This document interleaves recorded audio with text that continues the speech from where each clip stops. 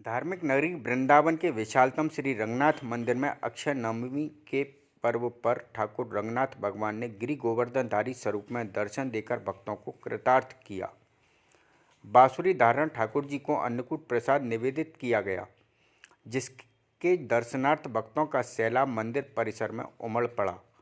दक्षिणात्य शैली के प्रसिद्ध श्री रंगनाथ मंदिर में कार्तिक शुक्ल पक्ष की पंचमी तिथि पर अन्नकूट महोत्सव की परंपरा है, किंतु इस वर्ष सूर्य ग्रहण के कारण मंदिर प्रबंधन ने कार्तिक शुक्ल पक्ष की नवमी तिथि पर अन्नकूट महोत्सव का आयोजन किया। प्रातः काल से ही मंदिर के सेवायत विद्वानों द्वारा तैयारियों को अंतिम रूप दिया जा रहा था। ठीक 12:30 बजे जैसे ही धूर गोले की आवाज़ के साथ दर्शन खुलने का संकेत हुआ, रंगनाथ भगवान की जय जयकार से मंदिर परिसर अनुगुंजित हो उठा।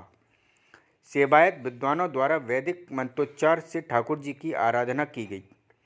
गिरि गोवर्धनधारी स्वरूप भगवान की कुंभ आरती उतारकर अन्नकूट प्रसाद निवेदित किया गया।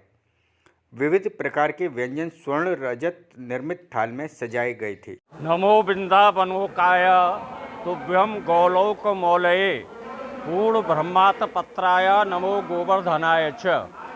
श्री रंग मंदिर यह एक दिव्य देश है। इसमें पांचरात विधि से पूजन होता है। मथुरा के सेठ गोविंद राम लक्ष्मी नारायण राधा कृष्ण जी ने इसको बनाया, अपने गुरुजी श्री गोवर्धन रंगाचार्य जी को बना करके दान में दे दिया। नित्योत्सवई नित्य मंगलम हमारे संप्रदाय में आता है। दिव्य देश उसको कहा जाता है या नित्य उत्सव हो। यह अन्नकूट महोत्सव है। इसका श्रीमद् भागवत में उल्लेख है।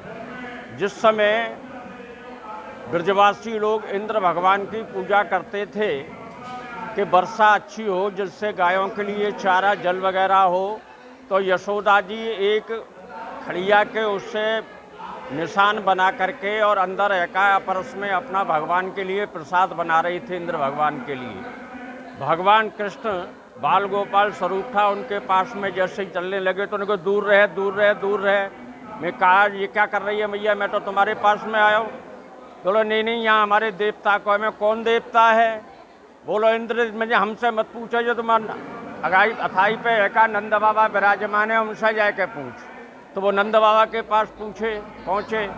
उन्होंने कहा कि ये सब क्या हो रहा है? तो मैंने कि इंद्र भगवान का हम सब लोग पूजन करते हैं प्रतिवर्ष, जिससे उपज वगैरह अन्नादिक अच्छे होते हैं।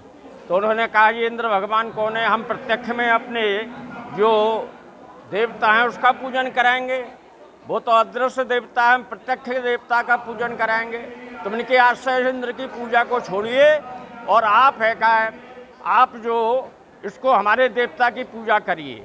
भगवान ने उनको नंद बाबा को सभी ब्रजवासियों को विश्वास में ले लिया और ले जाने के बाद में उन्होंने इनका पूजन किया। तो एक रूप से पूजे और एक से पुजवा में, एक रूप से हमारा प्रत्यक्ष रूप से तुम्हारे साहब जी के वह प्रत्यक्ष हो गए। और होने के बाद मैंने जो 56 भोग और 3600 व्यंजन जो उन्होंने लगाए थे, सबको महाराज और ले आओ सबको पाने लगे। उसके बाद में इंद्र जो है वो कुपित हो गए और कुपित होकर के उन्होंने मारा बड़ी भारी वर्षा इत्यादि मेघादकों से करा दी, जिससे सब जलमग्न हो गया। सब ब्रजवासियों में त्राय हो गई। तो भगवान ने महाराज ये क्या कर दिया? कौन देवता की आपने पूजा कर दी? तो भगवान की आप चिंता मत करो। फिर उन्होंने कन्नी उंगली से गिरिराज पर्वत को उठाया है और उसमें सभी ग्वाल वाल गोपी इत्यादि जो है सब गाय पशु देवता की आपने पूजा कर दी। तो भगवान की आप चिंता मत करो। फिर उन्होंने कन्नी उंगली से गिरिराज पर्वत को उठाया है और उसमें सभी ग्वाल वाल गोपी इत्यादि जो है सब गाय पशु इत्यादि सब उसमें ले ली और रक्षा की। रक्षा करने के बाद में उन्होंने 84 कोष की परिक्रमा लगाई है, सबने प्रसाद लिया है। ये अन्नकूट महोत्सव है। इसमें सब प्रकार के व्यंजन कच्चा पक्का पकवान इत्यादि सब बनते हैं। अब की बार ये उत्सव जो है ग्रहण काल दोष की वजह से ये दिव्य देश से प्रसाद ज़्यादा बनता है, उसके लिए कम से कम 1 हफ्ते का समय चाहिए। तो इसलिए इसको जो पंचमी में होता था कार्तिक शुक्ला में, उसको अक्षय नवमी में, जिसमें अक्षय पुण्य की प्राप्ति हो, इस प्रकार से ये रखा गया है।